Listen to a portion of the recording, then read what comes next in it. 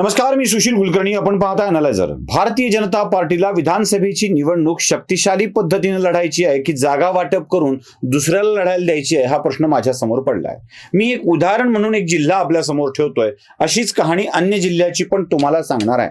सुरुवात करतोय माझ्या गृह जिल्ह्यापासून, लातूर जिल्ह्यापासून. लातूर जिल्ह्यामध्ये भारतीय जनता पार्टीला निवडणूक लढवून आपल्या जागा निवडून आणायच्या आहेत की मित्रपक्षांना जागा बहाल करून त्याच्यावरती आपला वाटप करून टाकायचा, हा प्रश्न आहे. मित्रो, भारतीय जनता पार्टी शिवसेनेसोबत युती असल्यापासून 5 जागा या जिल्ह्यामध्ये लढवत आलेली आहे. जास्तीत जास्त 5, कमीत कमी 4. त्याही सांगतो, लातूर जिल्ह्यामध्ये 6 विधानसभा मतदारसंघ आहेत. एक लातूर, दुसरा लातूर ग्रामीण, तिसरा औसा, चौथा निलंगा, 5वा अहमदपूर आणि 6वा उदगीर. यापैकी उदगीर हा विधानसभा मतदारसंघ आरक्षित आहे. आतापर्यंत भारतीय जनता पार्टीकडून कधी कधी अदलून बदलून लातूर, औसा किंवा लातूर ग्रामीण असे मतदारसंघ शिवसेना घेत आलेली आहे. तसं औशामधलं दिनकर मानेंचा विजय वगळता बाकी वेळेला शिवसेनेला कुठेच विजय मिळालेला नाहीये. लातूर ग्रामीण मध्ये तर मागच्या निवडणुकीत शिवसेनेची जी अवस्था झाली होती, म्हणजे सगळ्यात जास्त मतं विजयी उमेदवाराच्या नंतर कुणाला पडले असतील तर ते नोटाला पडलेले होते आणि शिवसेनेचा उमेदवार कुठल्या कुठे कोसोत दूर होता. आजही शिवसेनेला काही जागा सोडायच्या, काही राष्ट्रवादी काँग्रेसला जागा सोडायच्या आणि उरलेल्या जागा भाजपने घ्यायच्या, असं गणित चाललंय. आता राष्ट्रवादी काँग्रेसकडं अहमदपूर आणि उदगीर हे 2 विधानसभा मतदारसंघ आहेत, त्यामुळे ती राष्ट्रवादी काँग्रेसकडे जाणार. शिवसेना जे विधानसभा मतदारसंघ मागताय त्याच्यामध्ये औसा असेल का की लातूर ग्रामीण असेल की दोन्ही दिले जातील. मग भाजपच्या लातूर जिल्ह्यामध्ये उरणार काय हाताशी, तर लातूर आणि निलंग्यात निलंगेकर आणि लातूरमध्ये कोण, असा प्रश्न आहे.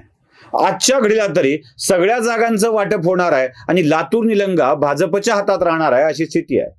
औशाची जागा आपल्या हातची सोडून देऊन काँग्रेसला बहाल करणं, शिवसेनेला बहाल करण्याचं आणि त्यांना दिली की ती आपोआप काँग्रेसला बहाल होणार, अशा स्थितीमध्ये आहे. लातूरमध्ये म्हणजे निलंगामध्ये निलंगेकर उभे राहणार हे नक्की आहे, पण लातूरमध्ये काय करायचं हा प्रश्न भारतीय जनता पार्टीच्या समोर आहे.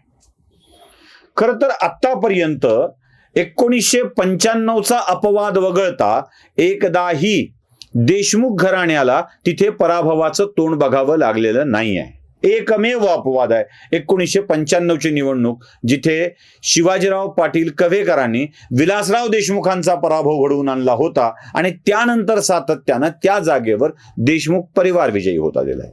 विलासराव देशमुख आणि अमित देशमुख यांनी सातत्यानं विजय मिळवलाय. 3 टर्म अमित देशमुख आमदार झालेत, तर त्याआधी 95च्या आधी किंवा 99ला सुद्धा विलासराव देशमुखच आमदार झाले होते. 99 पासून म्हणजे एक पराभव घडला, तर 99 ते 2019 पर्यंत देशमुख आहेत आणि त्याआधी सुद्धा देशमुखच होते. देशमुखांचा पराभव करायचा असेल तर 1995ला काय घडलं होतं हे बघितलं पाहिजे. 1995ला लातूर विधानसभा मतदारसंघामध्ये फाईट झाली होती, ती मराठा विरुद्ध मराठा अशी फाईट झाली होती आणि त्या लढतीत देशमुखांचा पराभव झाला होता. याच्या आधी एकदाही मराठा विरुद्ध मराठा अशी तगडी फाईट झालेली नव्हती. म्हणजे नाही म्हणायला काँग्रेसमधल्याच बंडखोरांनी विलासरावांना पराभूत करण्याचा प्रयत्न केला होता. प्रदीप राठी कबूतर हे चिन्ह घेऊन उभे होते. त्या काळात मैंने प्यार किया पिक्चर खूप गाजला होता आणि कबूतर ज्या वाल्या घोषणा दिल्या जात होत्या, पण कबूतर काही उडालं नाही. विलासराव निवडून आले. मनोहरराव गोमारे असोत, बापूसाहेब काळदाते असोत किंवा प्रदीप राठी असोत, या सगळ्यांनी प्रयत्न करून विलासरावांचा पराभव घडला नाही. पुढे सुद्धा भारतीय जनता पार्टीने वेगवेगळे प्रयोग केले.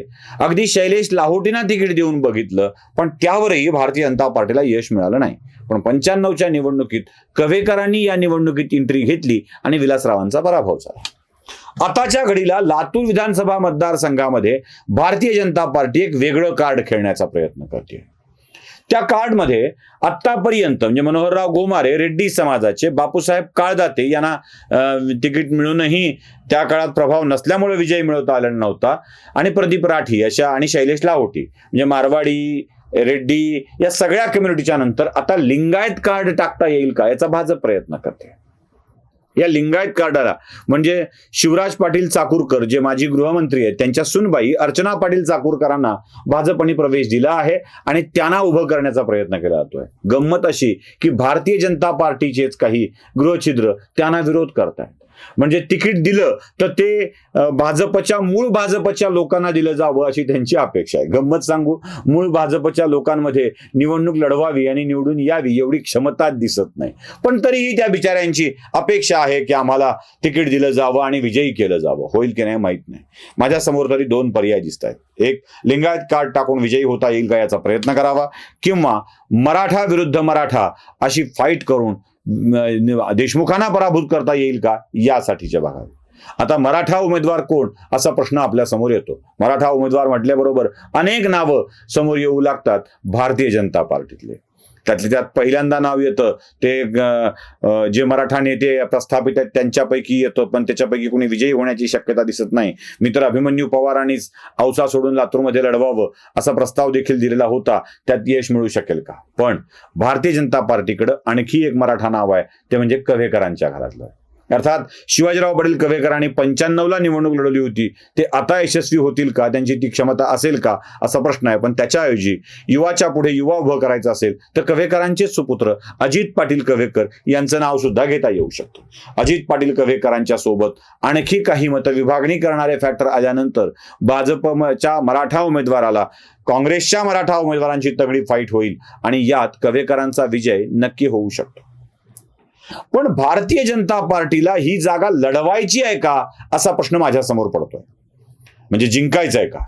मागच्या वेळेला तर भारतीय जनता पार्टीच्या शीर्षस्थ नेत्यांनी सरळ सरळ बाय दिला होता. लातूर शहर आणि लातूर ग्रामीण काँग्रेसच्या पारड्यात पडावं यासाठीची व्यवस्था केलेली होती.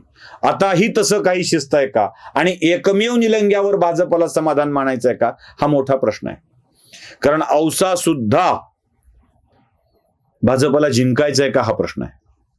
म्हणजे यावर तर सविस्तर बोलता येऊ शकेल. पण भाजपला जिंकायचं असेल तर अशा उमेदवारांचं चयन करावं लागेल ज्या उमेदवारांना विजय मिळू शकेल. पण त्यांना न निवडता उगाचच काहीतरी देऊन देशमुखांना बाय देण्याचं धोरण भाजपने आखू नये एवढीच छोटीशी अपेक्षा आहे. नमस्कार.